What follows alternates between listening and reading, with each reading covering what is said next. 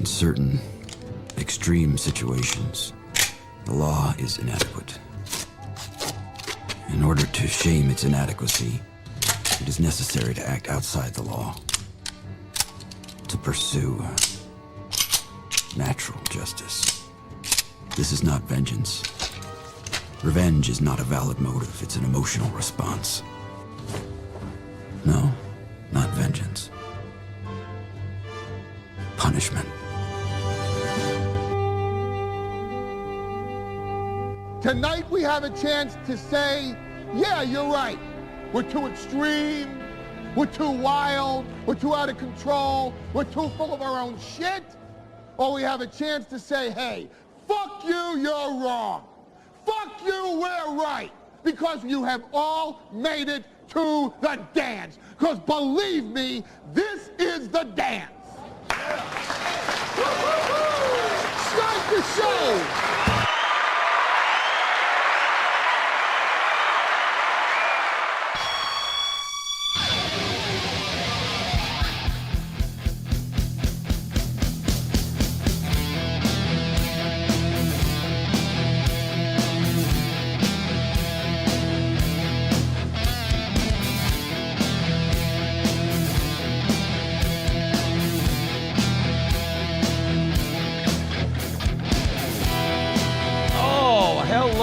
Welcome. Good evening.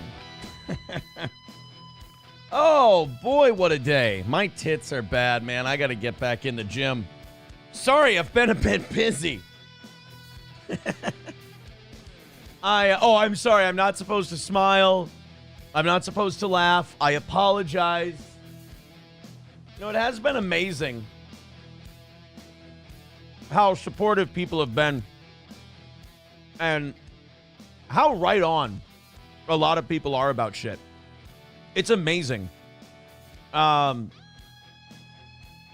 man, I mean, the intelligence of people and their ability to kind of see bullshit, I kind of appreciate that. But there were a couple people this morning. We had a great show this morning. It was a lot of fun. We had a great time, talked about a lot of stuff, hung out with the audience, got caught up, knocked out this morning's goal and knocked out tonight's as well. So I think we're what? It's and some of tomorrow. So 300 for tomorrow. And that's where we're at. Aaron's big black cellmate with $2. I'm glad you came back. Yeah. No, I'm sorry. That's just not accurate. That's just not true. I'm sorry. I don't know what to tell you. Just crazy place. The internet. Crazy fucking place. But I will say this. Got some good news today, but look. Let's not talk about any of that. I'll tell you why. I am very confident in the hands that everything going on, that the hands it's in, I'm very confident in. And I'm very happy about the hands that it's in. And I also I'm watching in real time. If I just don't say anything, everything else just just falls apart. Like, if I don't say anything, everyone else just flies off the fucking handle. Everyone else, like, silence drives people insane. It really does. And I don't mind it. That's kind of what I've come to realize, is that if you're quiet, everyone else goes crazy. And you sit there and go, doing great. I mean, things are getting back to normal over here. I am late. I do apologize. I did say this morning that I might be late. Went and hung out with the kids after school, took them swimming, had dinner together. I was not going to rush it back home. I was down in the metro today, hanging out with them at my parents' house, and it's just a shorter drive for them, if that makes sense, than bringing them back up here. So I got to go swimming at Grandma and Grandpa's. And I will say that, no offense to any of you, and no offense to the people who hate my guts and live on the internet, I wasn't going to cut my time short with them for you. We had a great show today. We had a fun time. I was excited about it. Got to show you guys my karaoke from the state fair. So if I was late for tonight's show, I was late for tonight's show. We'll go until 9 o'clock tonight. We'll do about an hour 40, hour and a half. I've got to get tomorrow morning's show ready. Like I said, I spent the day with the kids after school, so I didn't get a show ready for tomorrow morning. And really, what I want to talk about tonight is that Mike Zimmer stuff, that interview he did. But it's, I mean, I haven't had a chance to discuss it. Like I said, I've been a little busy. I'm a little distracted. I got no time to prep a show for tonight, so I'll be honest with you. I'm doing tonight's show because I feel like I should. I'm doing tonight's show because you guys knocked out the goal this morning. I appreciate that. If you want to contribute towards tomorrow, I appreciate that too. That's great. I can't promise you the most well-prepared professional show there is, but we'll have a good time. We'll have a good time, man. Were you late because Melton was in the bushes stalking the kids again? It's some weird shit there.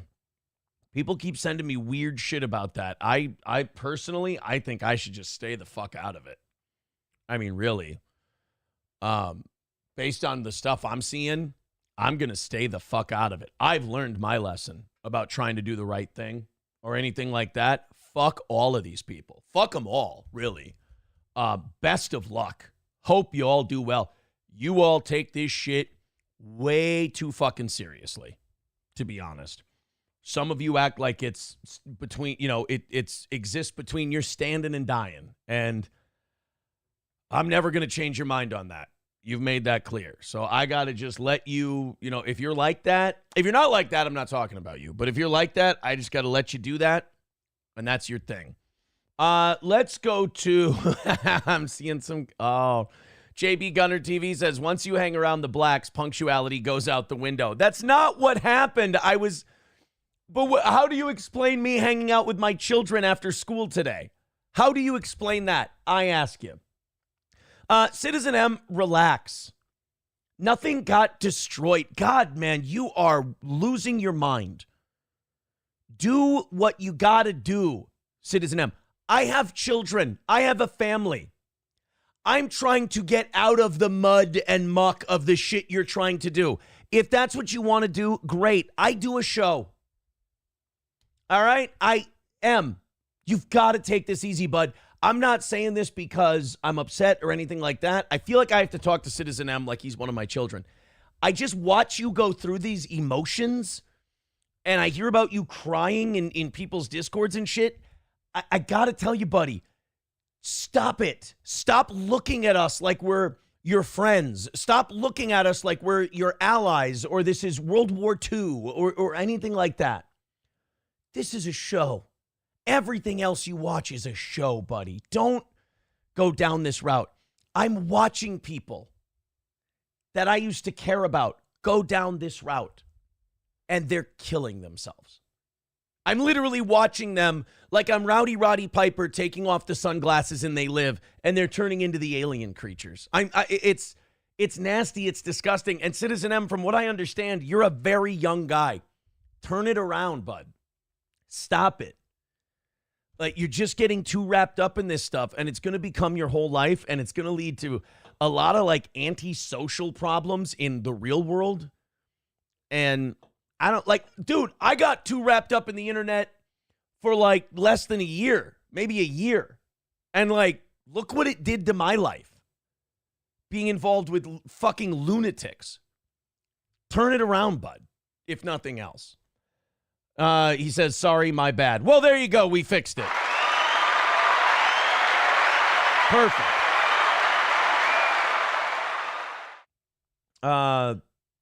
King Kong Dong says, that's fine. We're here for you, boss.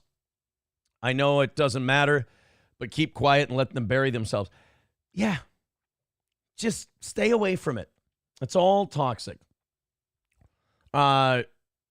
Kevin Soundboard says, welcome back, Aaron. Glad your stay in jail was nice. People, yeah, I know steel toe haters got mad at that too. They said I was too happy about the jail thing. I was dreading it. I was really not looking forward to it, and everyone was super nice, and I passed the time really easily, and it was a very official kind of process, and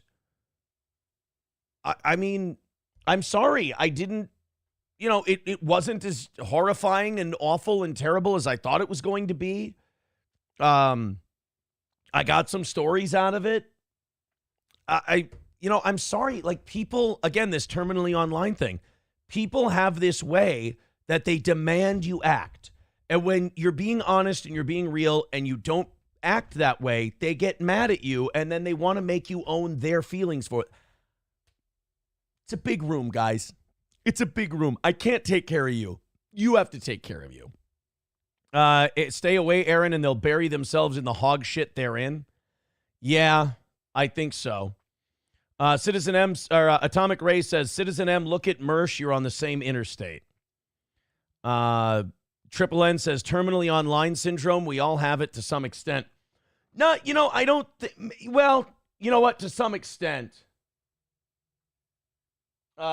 Is probably accurate to some extent. I think you can be not terminally online, but online syndrome. Maybe. But honestly, you can choose to not be. It's actually really easy to choose to not be on there all the time and take it so seriously. Los Tejas says, Aaron was upset he didn't get group shower time next time, sport. I know, I wasn't there long enough. God damn it. Cocktiff says, go outside. Maybe you'll meet another human. It's wild out there. I meet them all the time.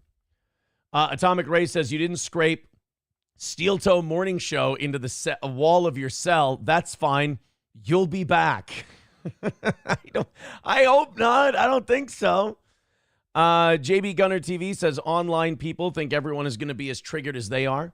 Not everyone is as autistic and retarded. Yeah, I watch people seethe about me and then tell me I'm seething. And I'm like, you're writing in all caps and screaming at me because I didn't react to something the way you wanted me to. And I'm stark raving calm, and you're shouting at me that I'm seething. I don't understand it. I thought this was all just fun and games. Patty B-Cake says, was it scary being in a jail cell? I would be freaked out. Did you expect it? Did you expect to be in a cell? Yeah, I expected to. Was it scary? All the guards and everything were really nice. They were bringing me books, like I'm sure they would anybody else. But I read, I lied down, I took a nap, I read some more, thought about some songs, thought about the Vikings, talked to some guards again, read the book, took another nap, and then I went home. And in between there was I sat down for 4 minutes for a court thing real quick. That was about it. So no, scary, no. King Kong Dong says, when will you internet tards learn Aaron doesn't think about us outside the show? The OG audience and Aaron have a thing in common. We've got life outside the internet. That's pretty accurate. Kevin Soundboard says, I don't get the hate. He is clearly more fucked up than anyone else. You may have made bad decisions, but at least you're not in denial. Look, man, all my mistakes are in the past. All my stuff is in the past. And, there's even stuff I didn't do that's in the past. I mean, we're moving forward. Church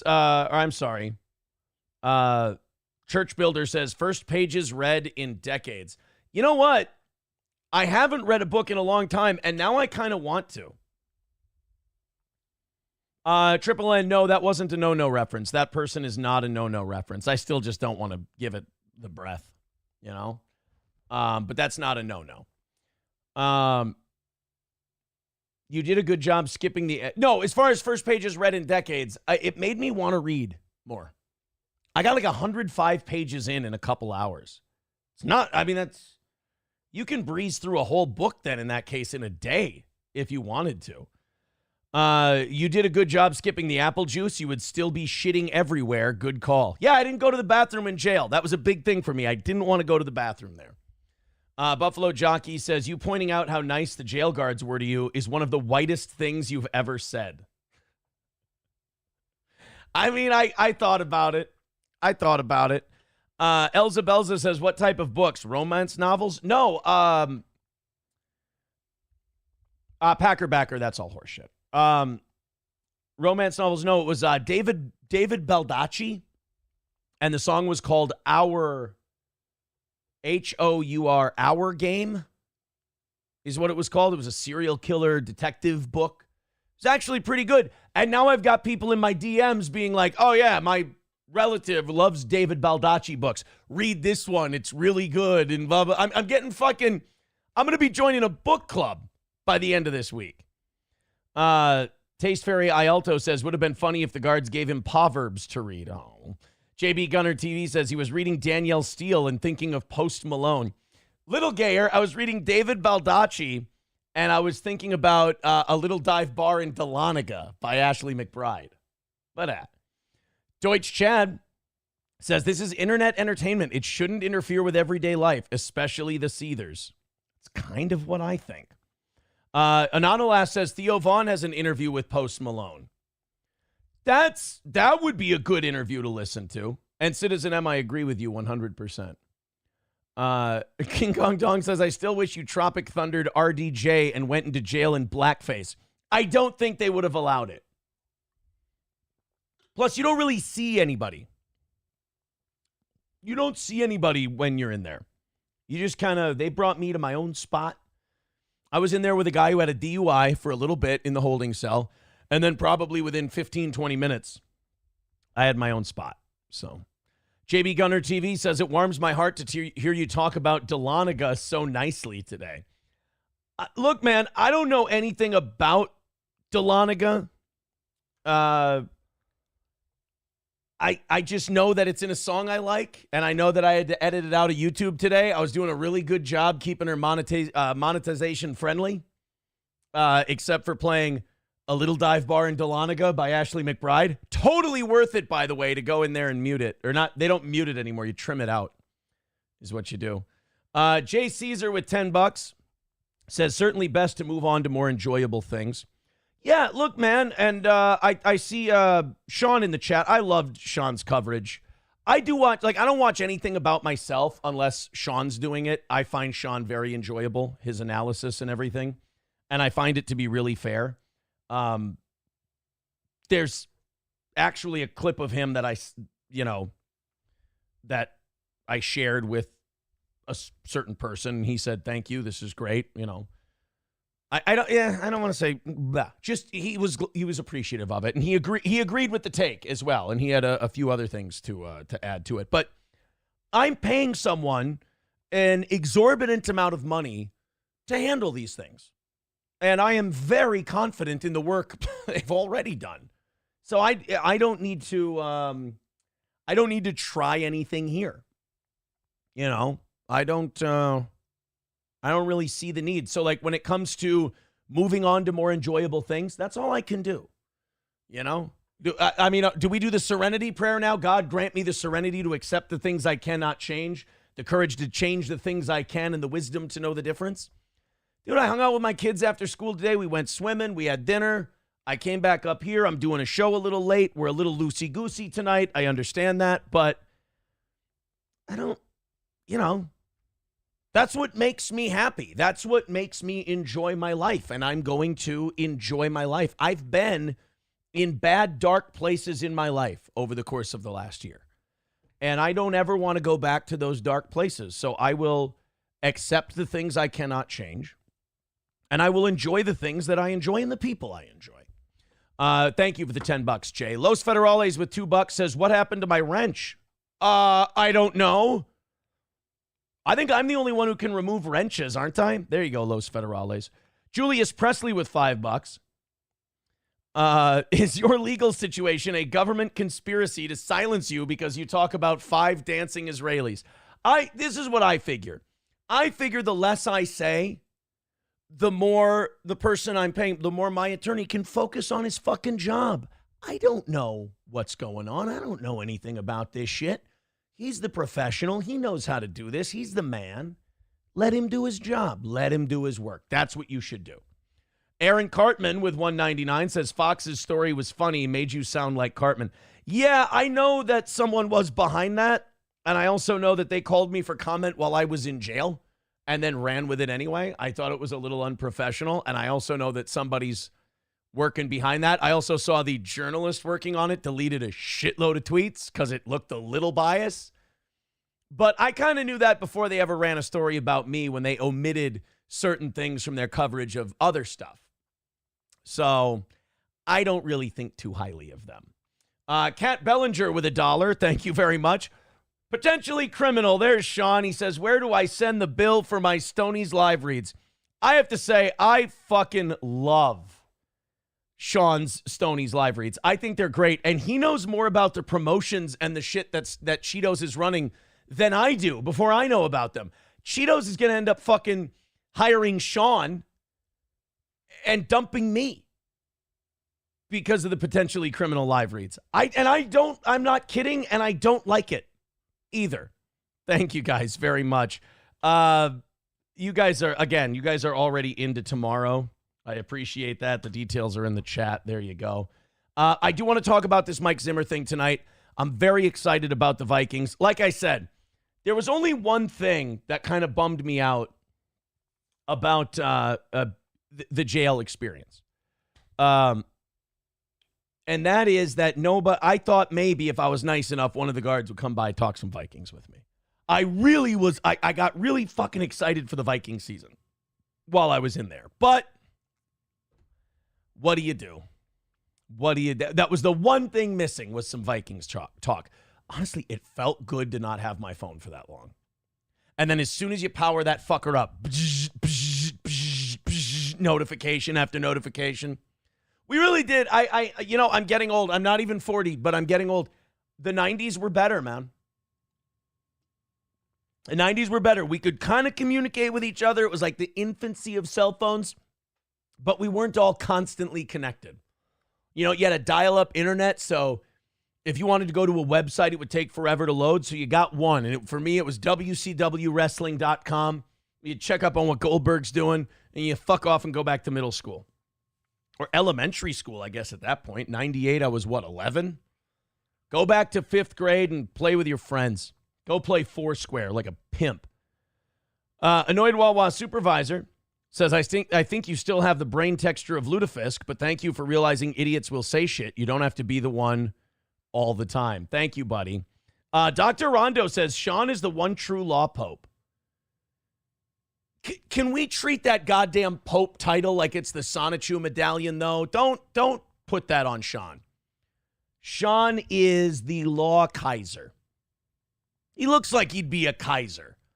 Or a czar. He'd be the law czar. I think the title of law pope should be vacant because it does seem to be a curse. Biko Cat says, plus he does great Stoney's drops. No, he does the best Stoney's drops. He does a great job. Annoyed Wawa Supervisor says, Sean appears to hoard Grater's ice cream in his garage, but he does also appear to be a competent litigator. Neither of those things sound like negatives. Neither of that sounded like you were trying to say something backhanded and something nice. I would love to be both of those things. Toe now holds hands with the Negroes and repeats, God is good all the time. I don't understand. Atomic Ray says, breaking. The DUI guy you gave the apple juice in jail, he died of cyanide poisoning. You always have the upper toe. He's not dead. I'm sure he's fine. Oh. No football talk. Are you sure you were in a men's jail? I don't know. I didn't check. I did see somebody in there, though, with tits and a beard. So at the times they are a-changin', I suppose. Aaron Helke says Aaron converted to Islam. No, I have not converted to Islam. I did not.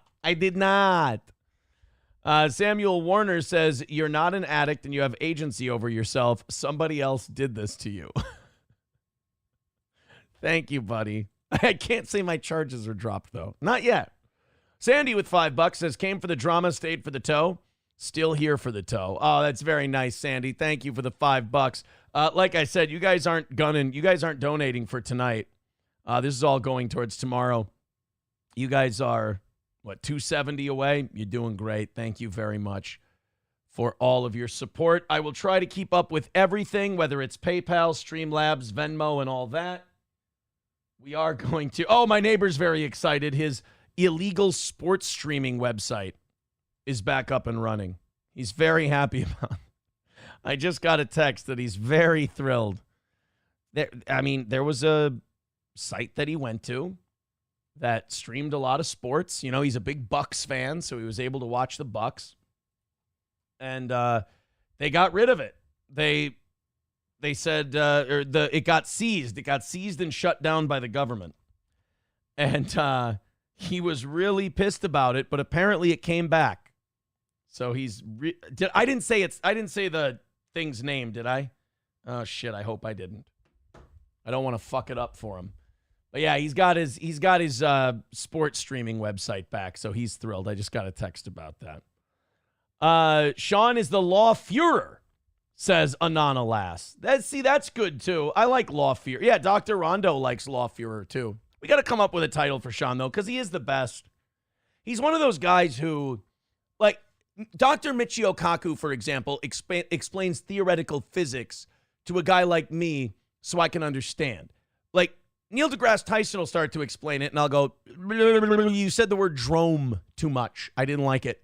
And Dr. Kaku will sit there, and he'll go, you know when there are cookie people on a table? And I'm like, that's my intelligence level. Yeah, fuck yes. Cookie people. I'm right there with you, Doc. Hit me with some knowledge. Well, the cookie people on top of a table are two-dimensional. All right, two-dimensional is cookie people on a table. Good. If you would have used frogs, that would have fucked me up because I would have been like, are they hopping? Are they sitting still? Cookie people I get. But then if it were 4 dimensions, you would add this and that. I'm like, now I get 4-dimensional shit because of the cookie people. If you would have explained it to me like I was an adult, I would have fucked it up. But you explained it to me like I was a retarded manatee, and then I got it. That's why I like Dr. Kaku. That's why I like Sean and potentially Criminal. I like Sean because Sean breaks things down like I'm a fucking infantile retard. And I am an infantile retard. So when he goes, well, this is a good thing, and this is a bad thing. And the reason it's a bad thing is because, well, think about it this way. And I'm like, thank you, Sean. I get good and bad. When you start saying the word litigate, I get nervous. But when you go naughty, bad, here's a Stoney's read, I go, this guy I can follow. So thank you. You are a voice for the legally illiterate. If that meant to be a compliment. Annoyed Wawa supervisor says, for fuck's sake, I just complimented you. Do you really want a piracy charge on top of it? Come on, Imholt.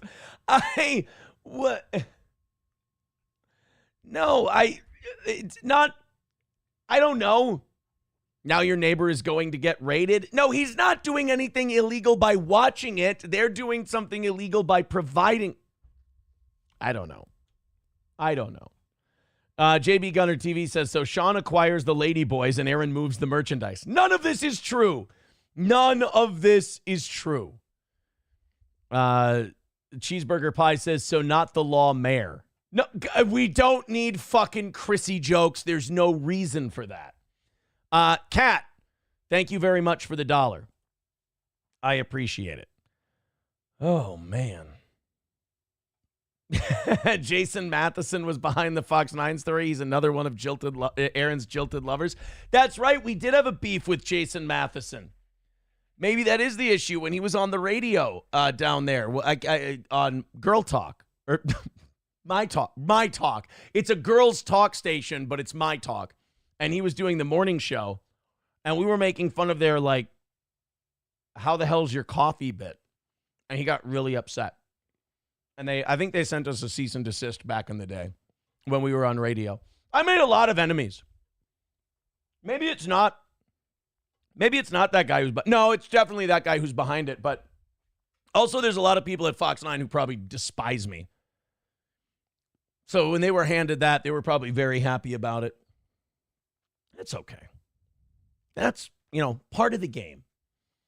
Aaron, if we have learned anything from our Guinea drunkard friend, you can be compelled to discuss, and that is just as damaging as being ratted on. Well, yeah, like I was watching him, and I was like, good for him being honest, because he's standing up to a lot of people in being honest, and he's not kissing anybody's ass, and he's not backing anyone. He's just telling it like it is, and I can say I appreciate that. I appreciate that level of honesty. He's certainly not saying that I'm like this great guy or anything like that. So, I think he's doing great. I do. Love that KB got the clip on the news rather than that fat hunchback Melton after he covered you for over a year. I didn't see anything. I didn't see it. I don't watch that stuff on myself. Like I said, unless it's Sean, because I find him educational. JB Gunner TV says, I still think the hit piece was good promo. It was complimentary. I wish I could get recognized as a racist on the local news. Yeah, where the fuck did that come from? A racist? Have they watched you guys? You're way more racist than me. Hulkamasha Baby says, okay, Aaron, having sex with one person at a time, good. More, bad. Thank you. McBuster says, yeah, at least 5 clips of Melton harassing Aaron's 10-year-old daughter. Proof Citizen M has always been a two-faced melty-file sycophant. More jokes from Melton about baiting kids. Yeah, Citizen M should reconsider that, but that's up to him. Kat, thank you very much for the $1. Appreciate that. Very nice. I don't know, man. It's all wild, crazy shit, right? Let's get to this Mike Zimmer thing. We've talked to each other. Oh, thank you very much, Von Kaiser. He says, don't you kind of miss the Jake Hudson days? Remember when you guys would get on my ass about having Jake Hudson on? Doesn't seem so bad anymore, does it? I just wanted to have some fun, have my own whack pack for a little bit.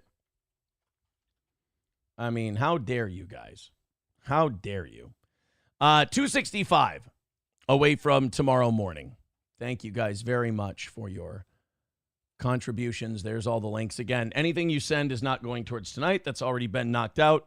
It goes towards tomorrow morning. The last goal of the week. The third and final of the week. Okay, let's go to this Mike Zimmer thing. So, for those of you who aren't Vikings fans, Mike Zimmer was the Minnesota Vikings head coach for, 2014 to about 2021.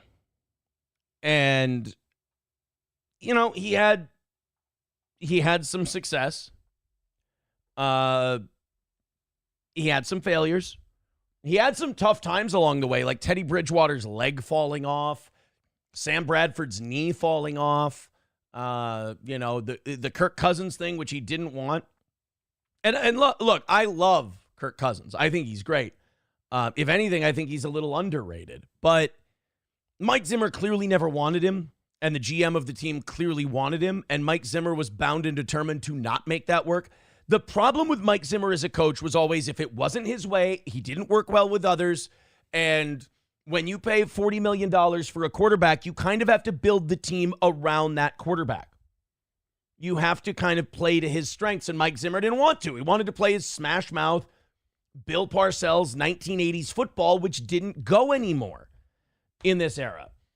Ended up costing him his job, ended up costing the GM his job, and now we have Kevin O'Connell and Kwesi Adolfo-Mensah, who I like both of them. I think they're both good. Well, Mike Zimmer gave an interview recently, and even though he's now the defensive coordinator for the Dallas Cowboys, oh boy, does he still hold a grudge for those Vikings. And he, as the kids now say, he spilled the tea for sure.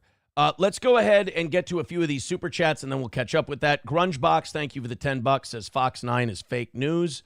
Incomplete, that's for sure, but not that I would have told them anything anyway. Like I said, I have very competent people in my corner. This is for them to handle. Let's do a show. Let's have a good time, right? Red Fox Mad with $4.99 says, come on, everyone. Let's knock out the goal. I like that kind of spirit in a player. C is his first name. Kyle is his last name. Throws in 99 cents Canadian. Thank you, Mr. Kyle. I do believe that I'm owed another $10 for that one.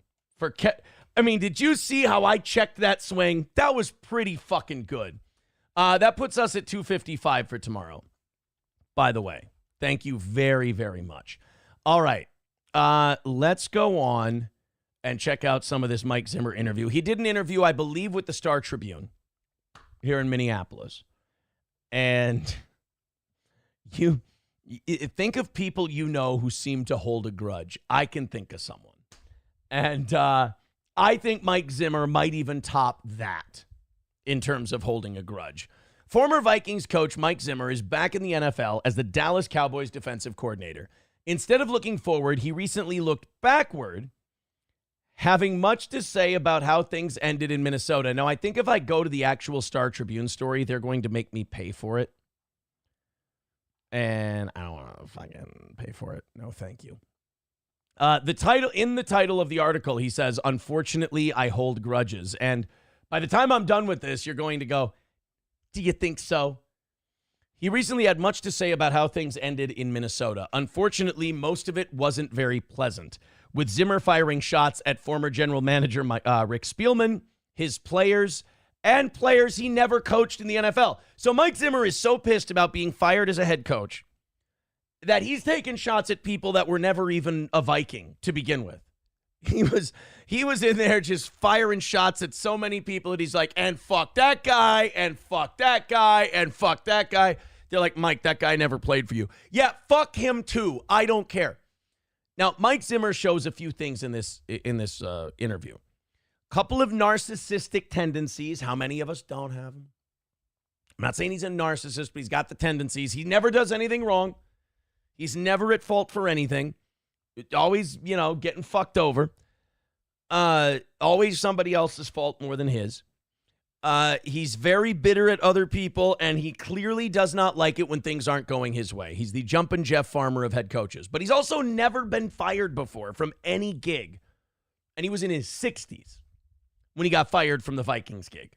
So that's going to fuck with a guy when you go that long without getting fired from a job and then you get fired. It's a very late time in life to have to deal with that. So some of the things Zimmer said were about rough moments from 2014 through 2020. Given Zimmer's blunt, direct nature, Zimmer focused on the 2021 draft. The Vikings had a quarterback, but Spielman considered a quarterback without telling Zimmer. Now, in fairness, Spielman doesn't have to tell Zimmer shit. The GM builds the team and drafts the team. The coach coaches the team. I'll put the pieces together. You coach them up on the field. Now, I walk in before the draft. These are quotes from Zimmer now. I walk in before the draft, and Rick is watching quarterback interviews from the combine, Zimmer said. He hadn't told me anything. Normally, he always kept me abreast of everything, and he and I were always good. Now, you have to remember, Mike Zimmer doesn't want the Vikings drafting a quarterback. They already paid $40 million for a quarterback. And Mike Zimmer was, I don't know if he gets to this in the interview, he was pissed that we signed Kirk Cousins because he thought the Vikings had been doing very well without a quarterback.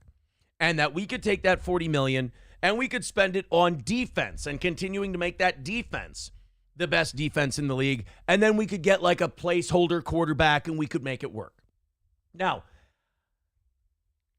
you might buy that. You might not buy that. My attitude tends to be in the 2020s in the NFL, you need at least a competent quarterback to be competitive. It's not the days of Trent Dilfer winning a Super Bowl. It's not the days of Brad Johnson winning a Super Bowl. That you can't do that anymore. Who are the last guys to win a Super Bowl? In the last 4 years, Patrick Mahomes and Tom Brady. In the last 4 years. And before that, Matthew Stafford. So in the last 5 years, it's been nothing but Hall of Famers winning Super Bowls. You had 1 year with Nick Foles. And then if we go back to that, it's all Tom Brady and Eli Manning, Hall of Fame quarterbacks. That's just what you need now. Gone are the days where you could have, oh my God, we could put fucking Jim McMahon in there, but we got Mike Singletary, so we'll win a Super Bowl. You can't do that anymore. It doesn't work that way. There's too many weapons now. The game's too fast for that. So Zimmer didn't want Cousins, which, hey man, look, you just went 13-3 and to the NFC Championship game with something called Case Keenum. So I understand why you would think that you wouldn't have to spend $35 million, $40 million on a quarterback. But our attitude at the time, and I say we because I was on board with this, I thought we were one piece away, and it was that franchise quarterback. And very rarely do they come along, and Kirk was available. And Kirk is a franchise quarterback, whether you like him or not. I thought we were one guy away, and it turns out we weren't, because we did have to sacrifice some of that defense in order to get Kirk Cousins. So here's what Mike Zimmer's pissed about in the 2021 draft. In the first round, Rick Spielman tried to trade up for Justin Fields, who hasn't done anything, said Zimmer. So now Zimmer's shitting on Justin Fields when he's never coached the guy. Now, first off, that's not fair of Mike Zimmer to say, because you're taking like what you know now and using it in hindsight to say, yeah, fucking Rick Spielman wanted Justin Fields. And look, Justin Fields hasn't done shit. It's like, yeah, that's easy to say now. But let's say he had gotten a better coach than, was John Fox or was it after John Fox? Matt Nagy, whoever the fuck Chicago's coach was that fucked him up. Maybe if he had gotten a better coach, maybe he'd be okay today. Maybe in Pittsburgh he'll do all right. Who knows? But the fact that Zimmer's like, tried to trade up for Fields, he hasn't done anything. A lot of teams were trying to trade up for Justin Fields. A lot of people wanted Justin Fields. People thought that he was going to be what Jalen Hurts ended up being. So let's not act like Rick Spielman trying to trade up for Justin Fields and you not wanting him makes you a fucking genius. After Spielman failed to land Fields, Minnesota selected quarterback Kellen Mond in the third round. He was the first of 4 third-round picks, along with linebacker Chaz Surratt, offensive lineman Wyatt Davis, and defensive end Patrick Jones II. Now, of any of those guys, Patrick Jones II was the only one who played a considerable amount of time with us. Chaz Surratt played some special teams, but that's about it. Zimmer said, when Spielman picked Mond, I walked out of the room. I left the building. I didn't even talk to Spielman on the phone. Now, to me, that's not a good look for Zimmer in this interview, because what you're saying is, baby boy didn't get his way, so I stormed off and I didn't even work with the GM, and I said, fuck it, I'm leaving. Now, could it be that that coach not believing in those players from day one caused him to maybe not coach those players as well as he could, and that it kind of became a self-fulfilling prophecy? I have a feeling a lot of Mike Zimmer's problems are self-actualized. That he thinks it and he, what do they call that? He manifests it. This guy fucking sucks. So he doesn't try very hard for that guy, and that guy ends up sucking. Rick said the next day, you mad at me? And I said, yeah, I think you took 4 backups when we had guys there I thought were starters. From that time on, it just kind of got worse between us. And I'm not saying nothing was my fault. I'm sure there were plenty of things that were my fault. Now, see, to me, if you're a well-adjusted human being, that's where you go, and here's what they are. You know, you don't just go, I'm sure there were plenty of things that were my fault. That's when you go, and those would be ... In Mike Zimmer's case, in this interview, he's like, fuck that guy. He picked wrong. These 5 players are fucking dog shit. The guy he wanted hasn't done shit in the league. He fucked up the entire draft. I stormed out of the room. I told him to go fuck himself. I talked to him the next day. I said, you suck at your job, pal. And look, I'm sure there were some things that were my fault. Anyway, back to what a big fucking douchebag this guy is. Mike, I'd love to hear you elaborate on what you think you did wrong. I'm sure Mike Zimmer's idea of what he did wrong would be like, I didn't fight hard enough for what I wanted. He would be the kind of guy who's like, well, the things I wanted to do would have worked great. I should have been more strong-willed and insisted that I wanted these things. Now, Mike Zimmer's other problem with the Vikings. So Mike went on a pretty long rant. Fired after 8 seasons and a 74-59-1 record, postseason included, which is a good record, by the way. I think he's the fourth winningest coach in Vikings history. I think it's Bud Grant, Denny Green, Bernsey, and him. I think if we went and checked that out, I think that would check out. Vikings coaches win total. 500 wins. Okay, 158 regular season wins for Bud Grant, 97 for Denny Green, and Mike Zimmer third with 69. Okay. So he won more games than Bernsey, huh? How many did Bernsey win? 70. Okay, 74 with playoffs for Zimmer, 55 with playoffs for Jerry Burns. Wow. I didn't realize that. Oh, you know what? Bernsey was only coach for 5 years. Zimmer was coach for 7. All right. Give Bernsey 2 more 10-win seasons. He leapfrogs over Zimmer. But yeah, Bud Grant and Denny Green are the 2 best we have. Nobody, and really it's Childress, Burns, Zimmer, Green, and Grant who have above 500 records. Mike Tice was under 500. Norm Van Brocklin, Leslie Frazier. Ooh, Kevin O'Connell, if he gets 2 wins this year, passes Leslie Frazier. Les Steckel in last place with 3 wins. He coached for 1 year in 84, and then they brought back Bud Grant for a season because they were like, this is a fucking disaster. So, Zimmer was asked a question by ownership when he learned he was no longer the head coach of the Vikings. So, they asked, this was probably my favorite part of the Mike Zimmer interview recently. They asked Zimmer, hey, Mike, do you want to go and address the team? They just fired him. They just let him go. They thought maybe you want to say your goodbyes. Mike, would you like to go address the team? Zimmer said, quote, hell no, they got me fired. Like, you see what I mean about not taking responsibility? I would love to see what Mike Zimmer would list for you if you said, Mike, you say you did plenty of things wrong. What were a few of them? I would love to see what he came up with because I'm sure he would come up with like, I didn't fight hard enough for this, that, or the other thing. Like, there was something I wanted to do that they ended up doing something different. I should have fought harder for what I wanted to do because that would have worked. Hell no, they got me fired. What a fucking asshole. In reality, Zimmer got himself fired. He's responsible for the team that Spielman, who he also blames, put together. The buck stops with him, and after 8 up and down seasons, it was time for Minnesota to move on. I mean, we really only had that one standout year. There was the year we won the division, a weak division, and we lost to Seattle with the Blair Walsh kick in the first round. We made it to the second round, his second to the last season. But really, it was, to me, it was more the 2017 NFC Championship game season. That was the real big one. I don't think anyone expected us to beat San Francisco in 2019. That was a buzzsaw of a club. So I would say the one standout year was 2017. I can tell you I've not watched one Minnesota game since, Zimmer said, indicating that he's more than moved on.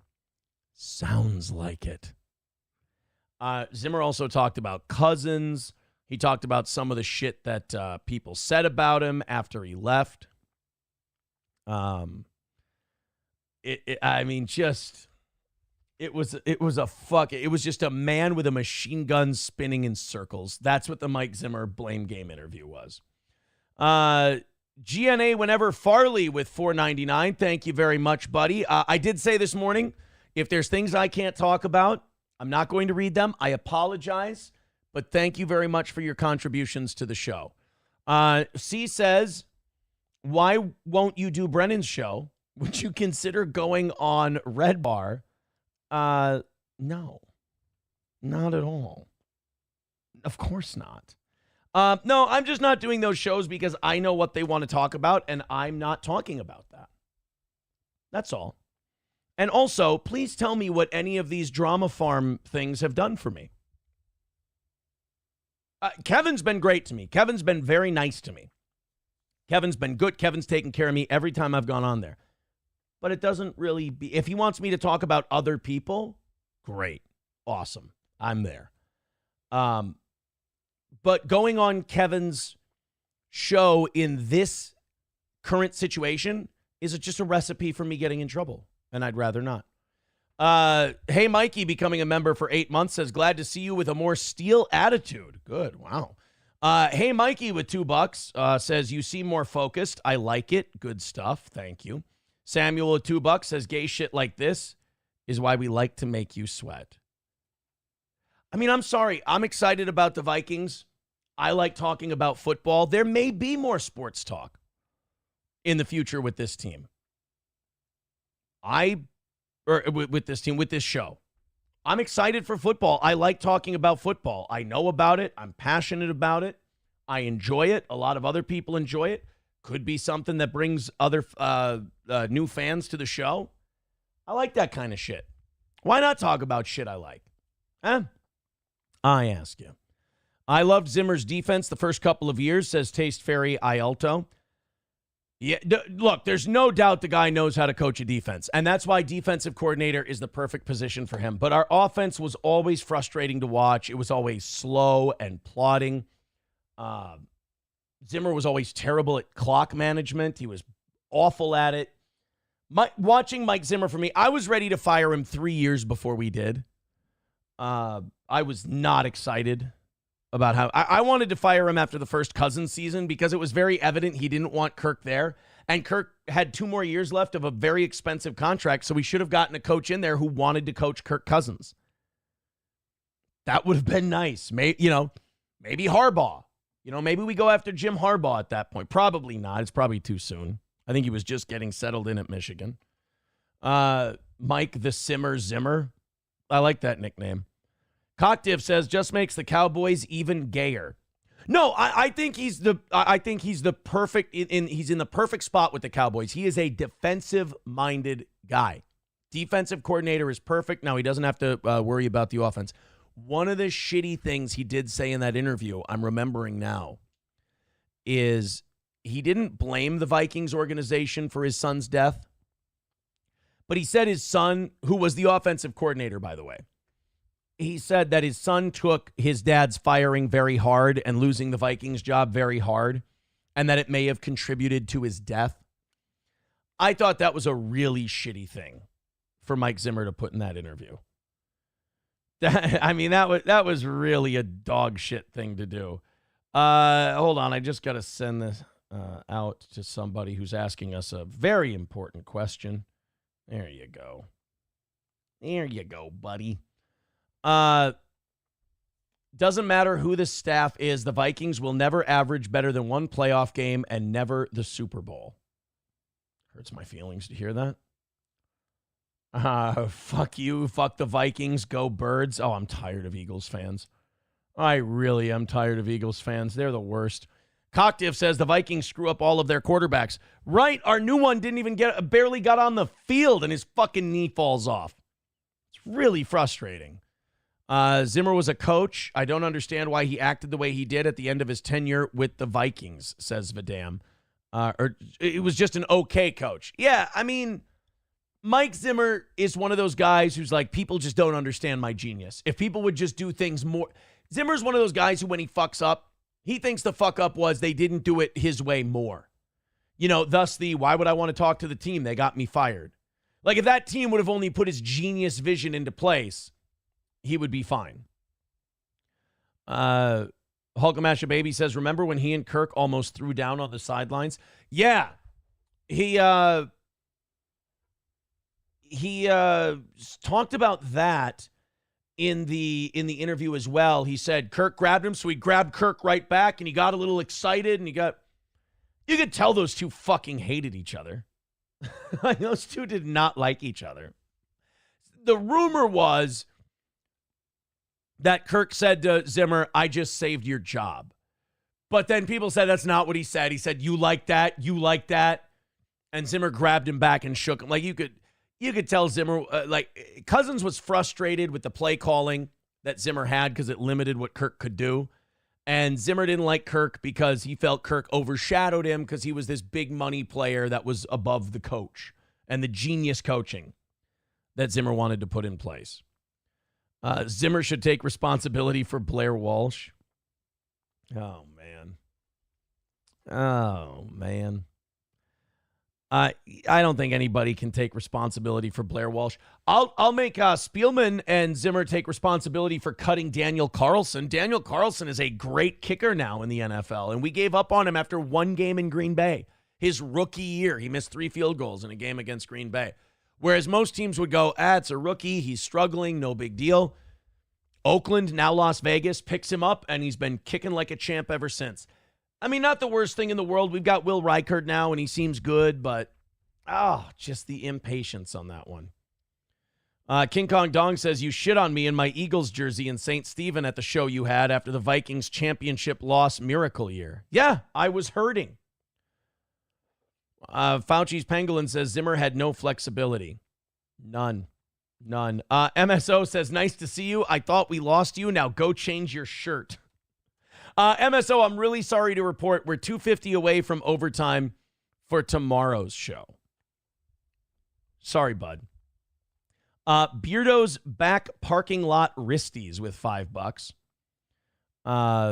Just an idea for Monday mornings. Cover message board meltdowns after a loss. Sekurant has some good ones for those situations. Are there? That sounds like a bit that shows already do.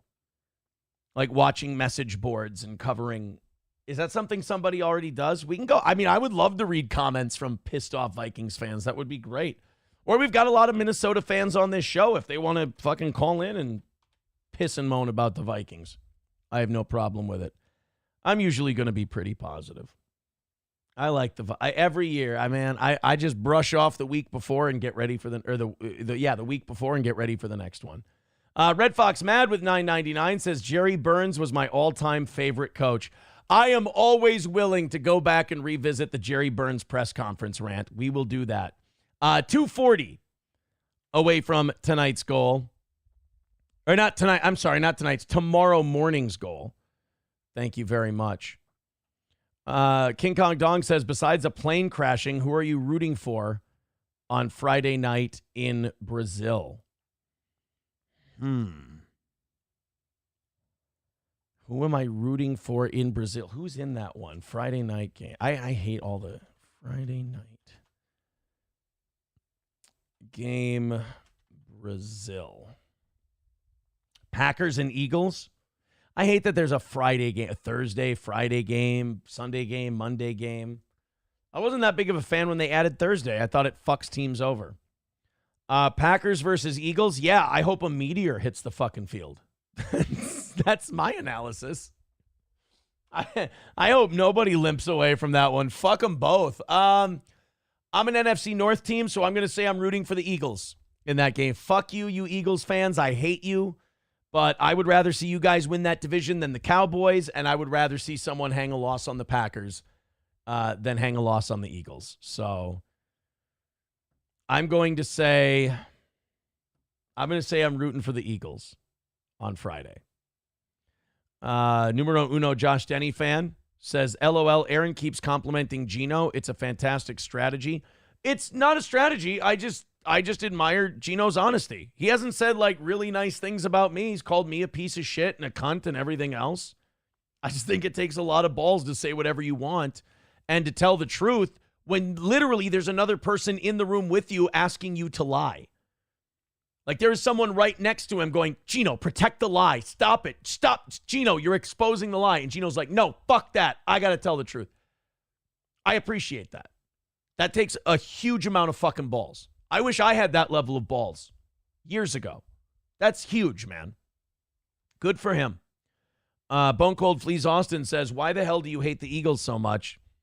It's your fault the Eagles demolished the Vikings in that NFC championship. Or it's not your fault. I just hate them. I hate their fans. I think they're all retards. I think Philly is a disgusting garbage fucking place. And I don't like that tush-push shit. I think it's gay. I think it's fucking up football.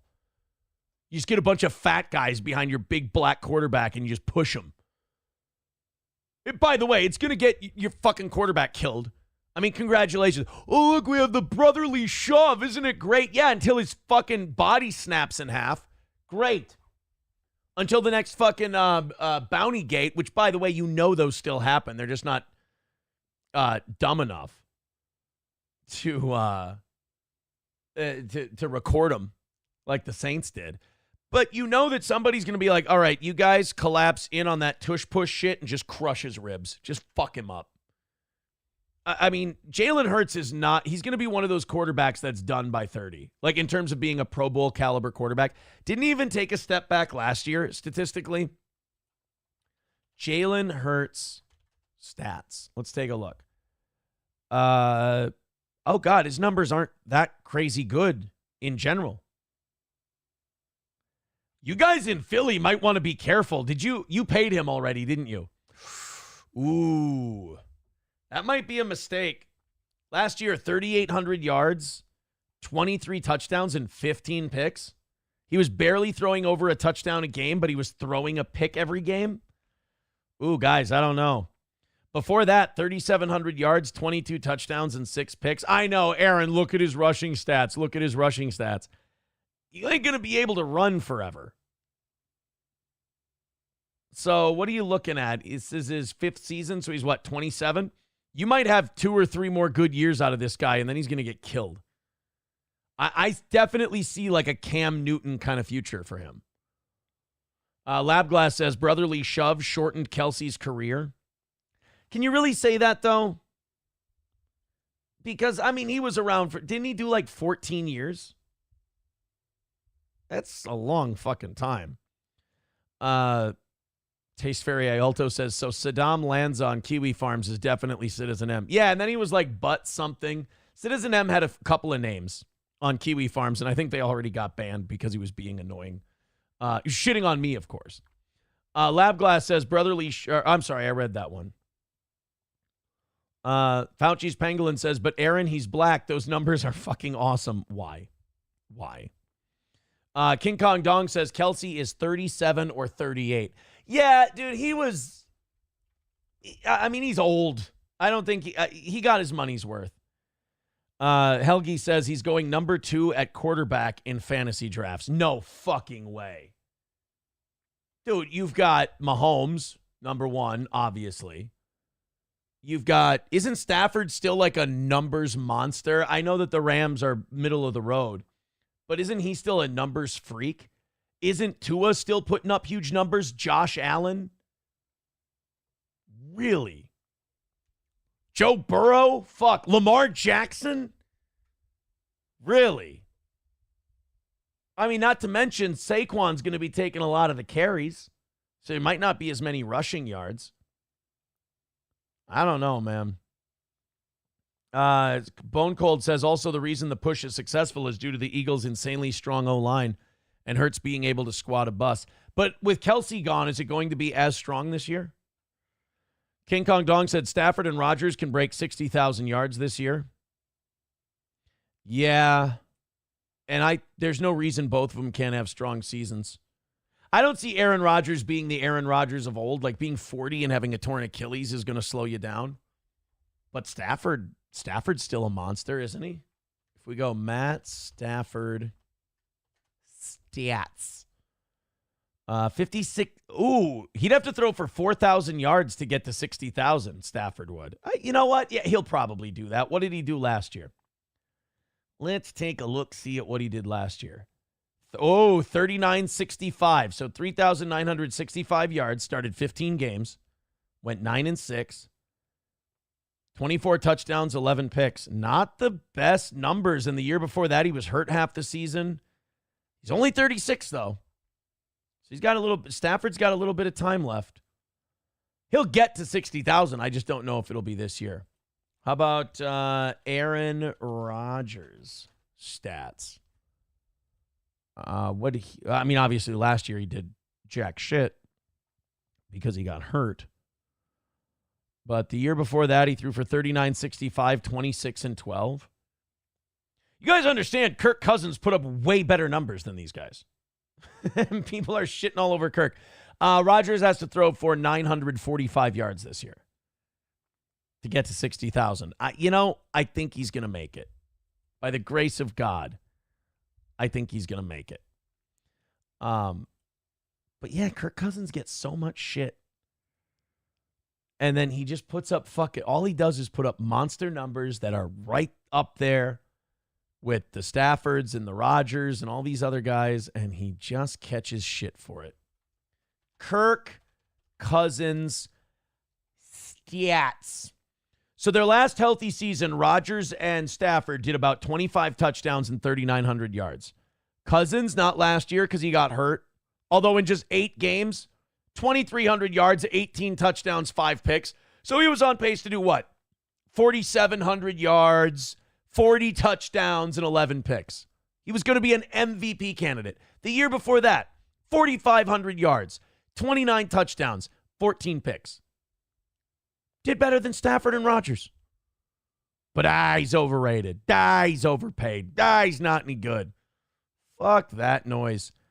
And by the way, that was a down year because the 2 seasons before that, 42-21, 33-7. Year before that, 4,265, 35 touchdowns, 13 picks. The guy's a fucking killer, dude. And that was with a coach who hated his guts. You know what? I don't want to hear it when it comes to the Kirk Cousins hate anymore. Don't want to hear. Well, I haven't wanted to hear it for a long time. Helgi says, Jets are big-time contenders this year if Rodgers stays healthy. Dude, their defense kept them in games when Zach fucking Wilson was quarterback. So, yeah, they've got a shot if Rodgers can come back to form. Bone Cold says, don't understand the Kirk hate. He's good QB. He has the same amount of playoff wins as Dak, and Dak is considered elite. Kirk's better than Dak. This is not debatable in my mind. All right, so we got through the football stuff and the by the way, Minnesota Vikings players are shitting on Mike Zimmer for shitting on the team. Offensive lineman Alex Boone, who played for Zimmer in 2016 and 2017, said he thought, quote, there's no way that any coach would ever fucking say this. Jeremiah Searles, Boone's co-host on their podcast, says, if you have a GM and a head coach that don't speak about the roster, you're dead in the water. Reading that article as I read it, it sounded like the relationship 100% fractured in 2018 when they signed Kirk Cousins. That was the fracture, and it never mended. Boone said, remember back in 18, we were all like, there's no way Zimmer likes this guy. Boone said, Mike's too much of a hard ass, and Kirk's not hard at all like that. And Mike wants everybody to be hard, and that's Mike's problem. It's not because you're old, dude. Being old has nothing to do with anything. Pete Carroll was old as fuck, but he treated everybody with a ton of respect. I'm not kidding. Wow, so Alex Boone going fucking ham on Zimmer. There was no pullback from Zimmer ever, Boone continued. There was never a time that it was like, this guy's going to be chill. Even after wins, we were still getting cussed out. Yeah, then fuck Mike Zimmer. Like, younger athletes now just don't respond to that shit anymore. It just doesn't work. Denzel said in training day when Ethan Hawke said, you going to teach me that hard charge and beat up everything that moves Rodney King shit? And Denzel goes, nah, we don't roll that way anymore. That day's dead. That's football and these hard-ass Bill Parcells types. They don't work. Look at Tua Tagovailoa, what he said about our defensive coordinator when he was coaching Tua's rookie year in Miami. He said, the guy just every morning I got told what a piece of shit I was. Every morning I got told how I fucked stuff up, how I sucked, how I wasn't any good. Players don't respond to that shit anymore. Mike Ditka would fail as an NFL head coach today. You know who would still work as a coach? You know who would still be good? Bud Grant. Bud Grant always said, you never chew out the boys in front of the boys. You're always encouraging to the guys in front of the other guys. You yell at them in front of the guys, they're never going to listen to you again. You've lost them. You chew them out privately. That would work today.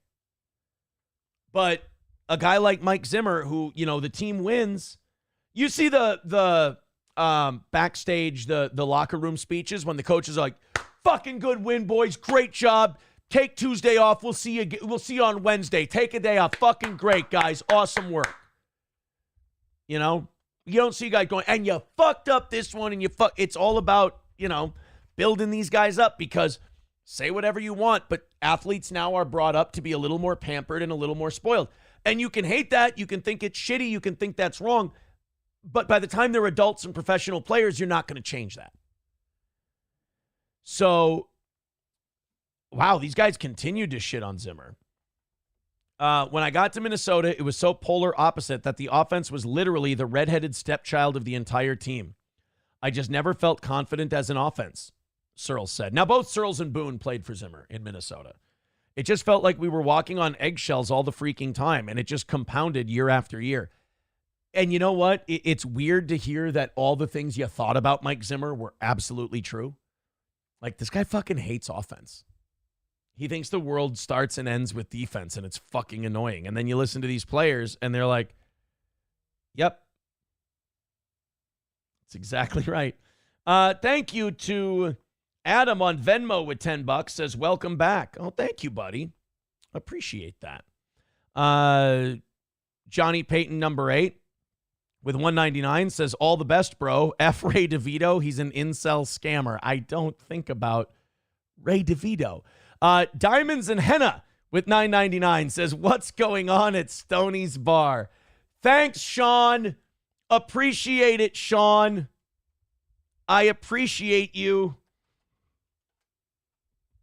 I do like Sean. It is funny, the fucking Stoney's bit. I endorse it. He knows I endorse it. We're 220 away from tomorrow, by the way. I appreciate your guys' generosity. JS with $4.99 says, besides being a weak, feeble twat, what else you learned about yourself throughout all this? P.S. Fire your therapist. A little upset, are we, JS? My therapist does phenomenal work. Great work. The stuff they're saying here about Zimmer is awesome for me to hear, because it's that, what do you call it? That I'mRight.com shit, where you're just like, oh, this is exactly what I thought it was. He is exactly what I thought I was. I was right about Mike Zimmer the whole time. Like, I'm going to stop reading based on what these guys say, because I'm just like, these guys say exactly what I thought it was, so I'm going to stop right here and not investigate further. Both linemen said it was impossible to bring up grievances with Zimmer. You couldn't say anything to him, dude, said Boone. There was nothing to say, and that was the whole problem. You look at this article now, and he's like, I'll never get another head coaching job because I'm old. No, you're not getting another job because you're throwing everybody under the bus again, instead of just saying, hey, it was a shitty tenure and things got fucking crazy and it is what it is and we've moved on. You're like, really, it wasn't my fault. It was everybody else's fault. And by the way, I don't talk to any of those people anymore because they said the truth about me. Like, dude, that's so petty and annoying. I mean, petty and annoying could be the name of the biography of Mike Zimmer. Boone later explained that Zimmer was extremely hard on a young starting offensive lineman on the 2016 team who was very important to Minnesota's success. He claimed Zimmer constantly delivered the young lineman a "you just fucking suck" message. Searles confirmed Boone's claim, saying Zimmer was killing this kid and even played lowlights during team video sessions to prove his point. What a fucking asshole. Who was our rookie lineman in 2016? 2016, I can do this. Hold on. 8 years ago. That wouldn't be Matt Khalil. Wouldn't be Garrett Bradbury. Who the fuck would have been 8 years ago that we really needed on the team? 2016 Vikings draft. Laquan Treadwell, Mackenzie Alexander, Willie Beavers, Kentrell Brothers, Moritz Boehringer. I mean, first off, terrible fucking draft. But that doesn't have any offensive linemen in it. 2015 Vikings draftees, let's check that out. Trey Waynes, Eric Kendricks, Daniil Hunter, could it have been TJ Clemmings? I don't know. Who were these motherfuckers? 5th round, Stephon Diggs. Nice work. That was a pretty good draft. Kendricks, Hunter, Diggs. Fuck, dude. You can get those 3 guys in a draft. Great work. But what did they say about him?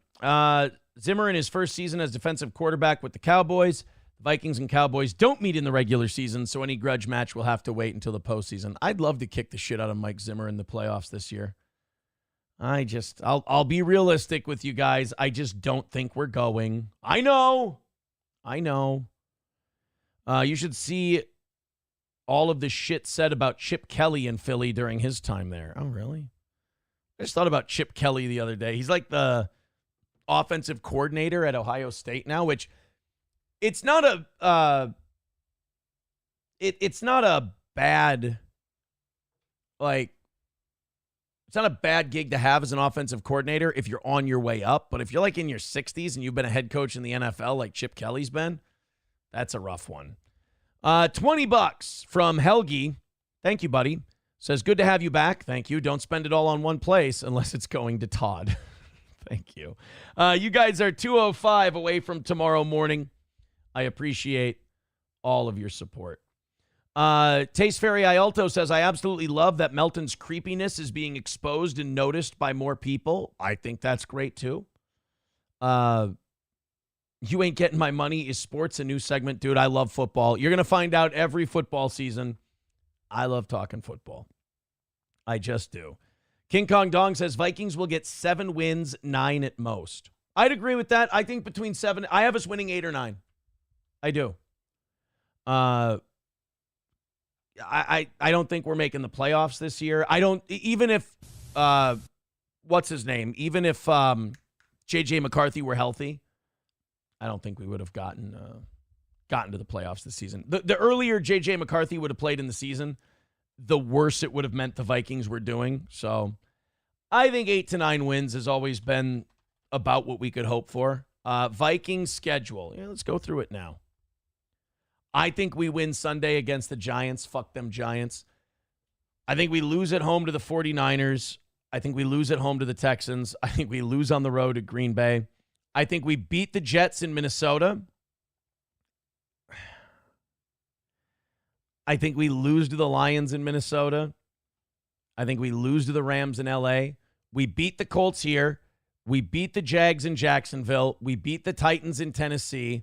We'll lose to the Bears in Chicago. We'll beat the Cardinals here. We'll beat the Falcons here. We'll beat the Bears here. And we'll lose to the Seahawks on the road in December. And then we'll beat the Packers at home.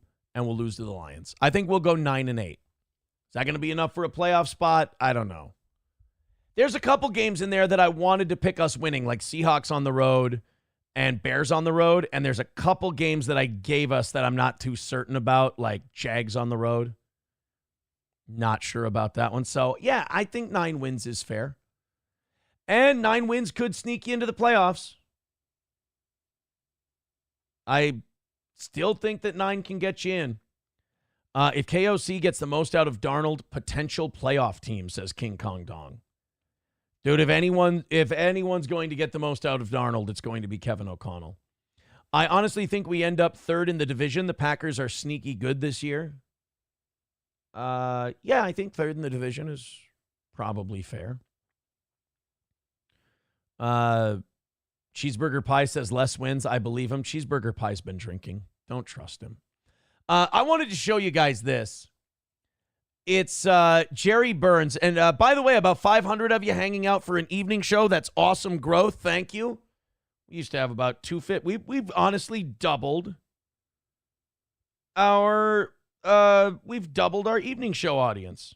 Oh, if you don't talk about drama, you're not going to draw the audience. We've been talking about football all fucking show. We've been doing nothing but talking football. We've been making some money.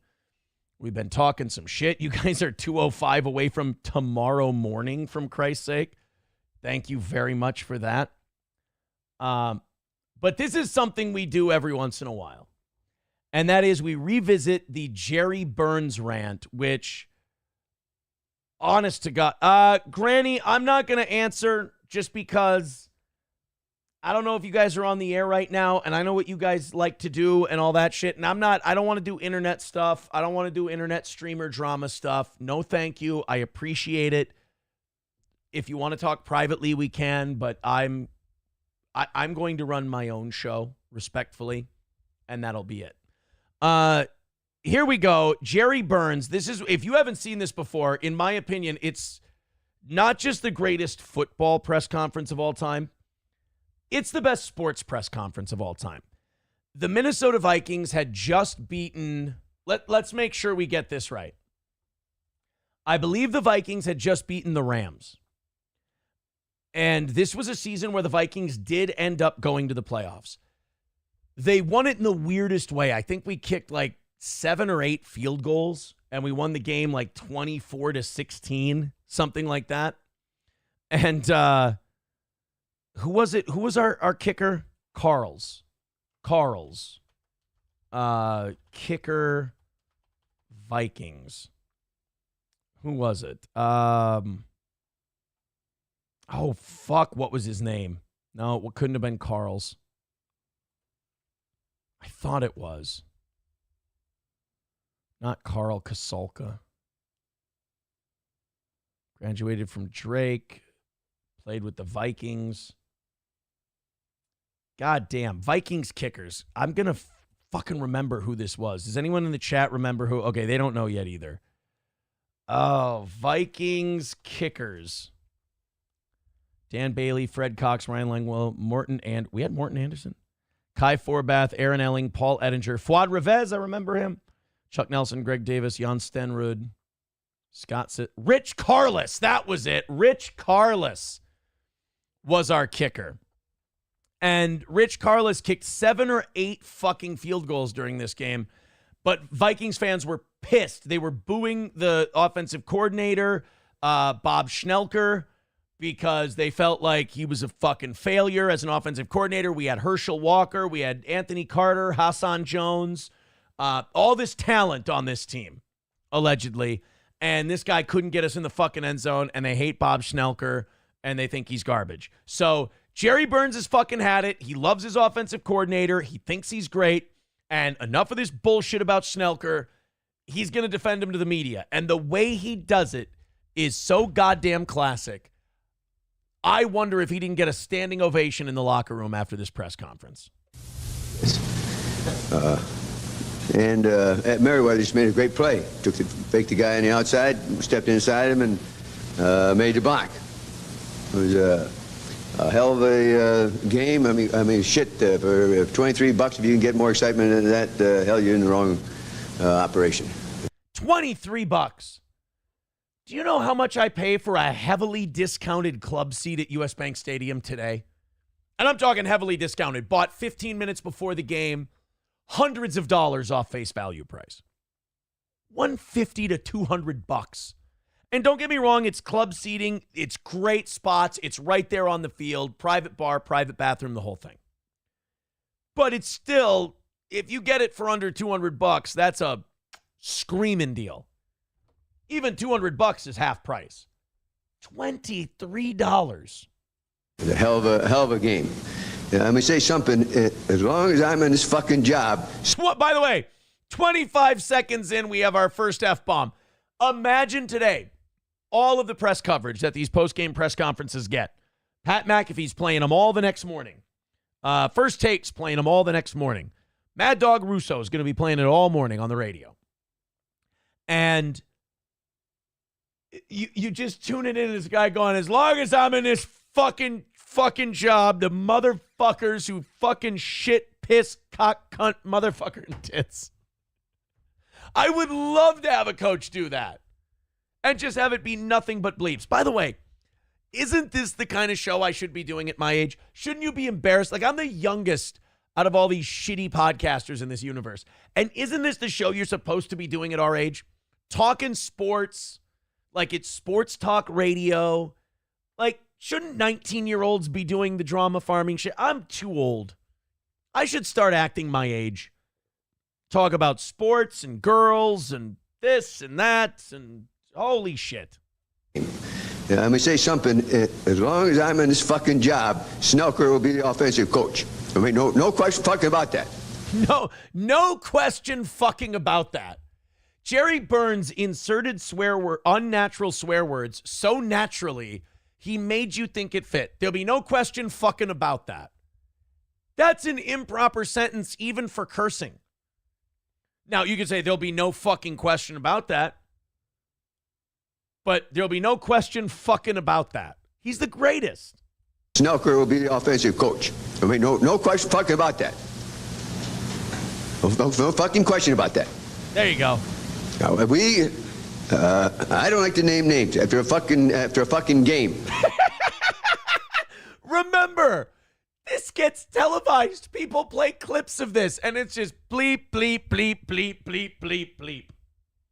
But we can't be responsible for the blocking. We can't be responsible for the fucking guys jumping offside. We can't be responsible for we get down there and it was a dumb play by Anderson. I love Anderson, but it was a dumb fucking play when his shoe was coming off up the line screen. We were hollering take time out. We had a fucking trap play called, and his fucking shoe comes off. That ain't Bob Snooker's fault. We have another fucking trap play, and if Vinny picks up his fucking feet, he walks in. Did you notice at one point he started to say the F word and interrupted himself? He's the fucking man. We got the fucking pass to AC out there in the flat. The ball's thrown in low. That isn't Snooker's fault. Okay, Mike Zimmer. Jeez. We got right down there. We got the second down, and I don't know what the hell. 2 yards ago, I don't know what 15, 40, whatever the hell it was, and Irwin jumps offside. Now these are the things that have been hurting us all along. The little things. We're working at them to stop them. We moved the ball good today. We went down there and we didn't get the ball in the end zone. Now remember, as you continue on this rant, the Vikings won. A hard-fought win towards the end of the year in a season where we went to the playoffs. This is Uncle Jerry Burns after we won. Did you win this game? I think we did, yeah. So I don't know if you guys caught that, but the guy in the media goes, "Did you win this game?" I think we did, yeah. Did you win this game? I think we did, yeah.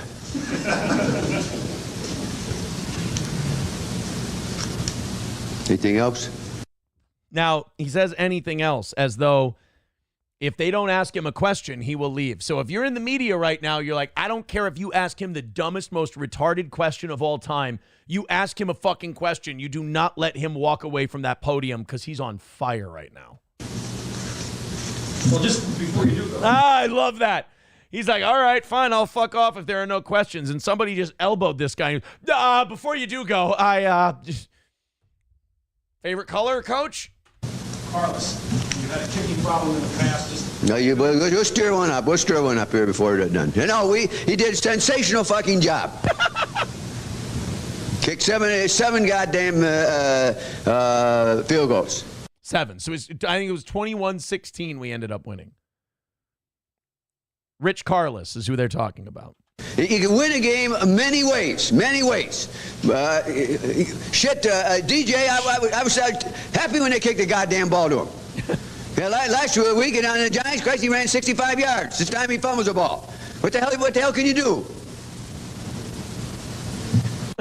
You sit there as the guy asking the question. You're like, Jerry, I just want you to know I had nothing to do with that. As you're staring a hole through me, I want you to know I was not responsible. Fuck, you can't.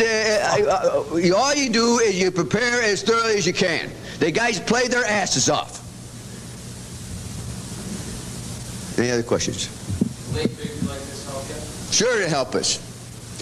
Sure, I talked to John afterwards. I thought it was a tough one for him to lose. But it's a big win. Big win. It was a hell of a great catch by Hassan. The guys didn't give up. A great catch by Hassan. A great field goal by Carlos. Is that exactly the same play as the previous one? Exactly the same one. He almost had the ball the previous one. And he went up, and by great effort, he got the ball.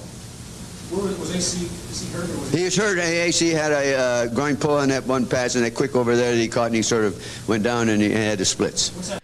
Yeah, Anthony Carter was a great Vikings wide receiver who had a few good years here, and then he got overshadowed by this fucking drunk bum that we brought in from Philadelphia. Picked up his contract for $100 on the waiver wire. I don't know if you've ever heard of this fucking nobody. Anybody know who he is? There was this fucking alcoholic, this bum, this fuck up, who Buddy Ryan kicked the fuck out of Philadelphia because he'd had it with the guy, because he was just a shitty receiver, never, met the promise or the potential that he had. And then he comes to Minnesota, and because we brought in this fuck up for cheap, it kind of overshadows everything Anthony Carter's been doing. It was embarrassing. I'm just kidding. That wide receiver was Hall of Famer and one of the top 5 greatest receivers of all time, Chris Carter. Yes.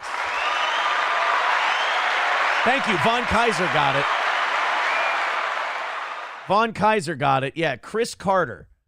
We got his contract for $100 off the waiver wire to bring him over here because Buddy Ryan over in Philadelphia gave up on him. They just said, fuck this guy. He's done.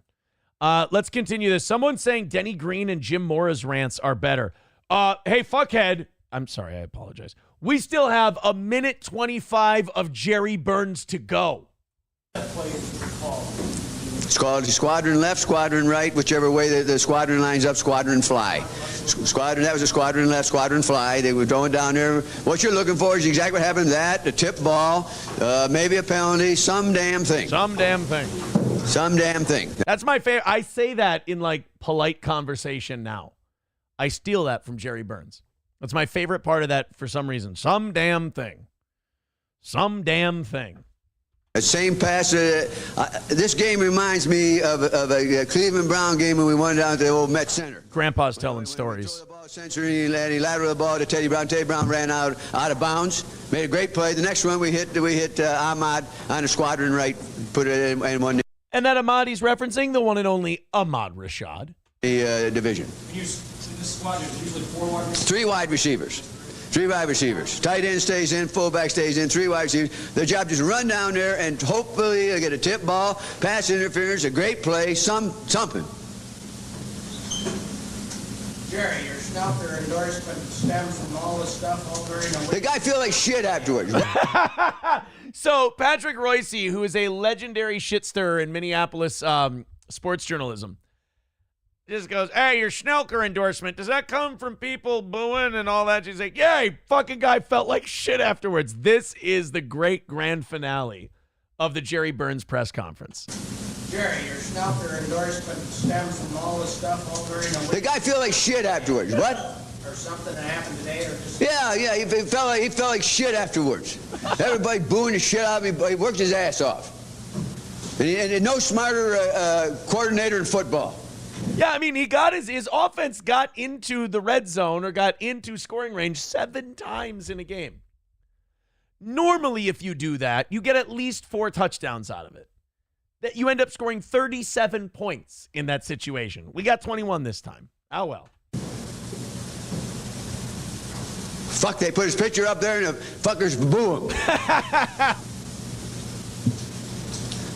Fuckers. And then he says fuckers and walks off the stage.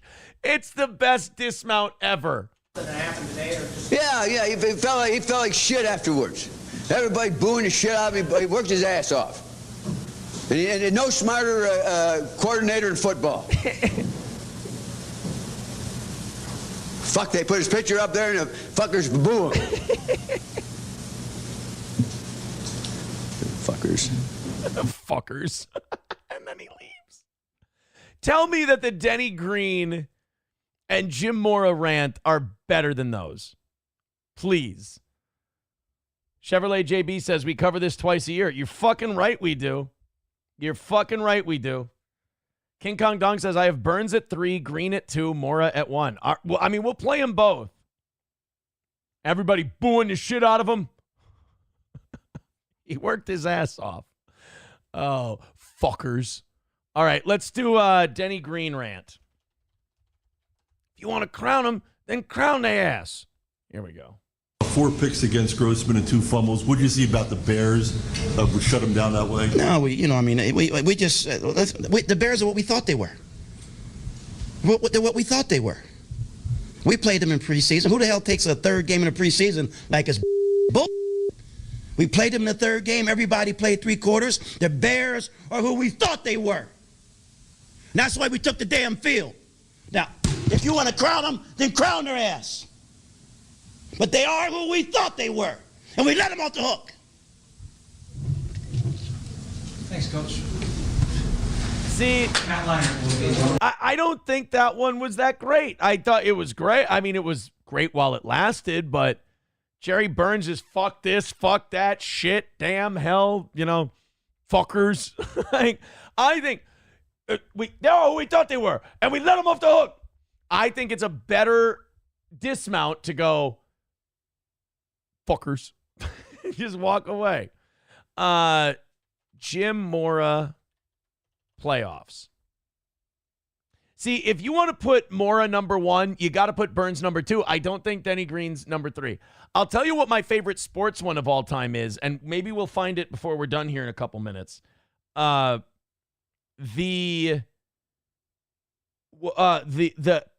Bobby Knight game face speech. I love that one. Patricia with $5 says, love the Vikings. Can't wait for the season. Thank you, Tricia. You guys have been very generous tonight. I think we're like $200 away from tomorrow morning's goal. I really appreciate that. Thank you for, since we've been back this morning, a lot of support, a lot of money. You guys have been the best. I appreciate it so much. If in the next 10 minutes you want to knock out tomorrow morning, I'm not mad at you. Let's go to the Jim Mora rant. I don't know. All I know is we threw 4 interceptions and fumbled once. 1 interception they returned for a touchdown. 3 others were in our end of the field where they scored point. That's all I know. That's inexcusable. Inexcusable. Playoffs? Don't talk about it. Playoffs? You kidding me? Playoffs? I just hope we can win a game. See, that's great, but I just feel like Burnsy had the staying power with his. Aaron's big black cellmate with $2 says, need to get those drops back. He worked his ass off. Yeah, we've got those drops. I will put them back in. I promise. Prayer X with $1 says, hey, Aaron, if people have info to share with Mr. Peterson, how do we get it to you or him? Glad you're back. My sister missed your show big time. Just here's my email. AaronImholtradio@gmail.com. It's there in the chat. You have something you want to send me? Hey, I appreciate it. Thank you very much. People have been very good to me since we've been back. Can you get this as a drop, says numero uno Josh Denny fan. It's getting to be goddamn ridiculous. That? You want that? It's getting to be goddamn ridiculous? That one fits.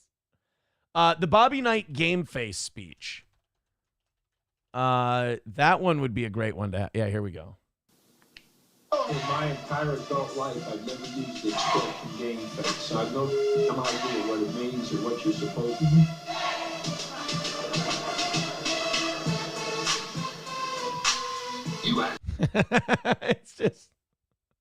It's kind of a Carlin-esque bit for a college basketball coach.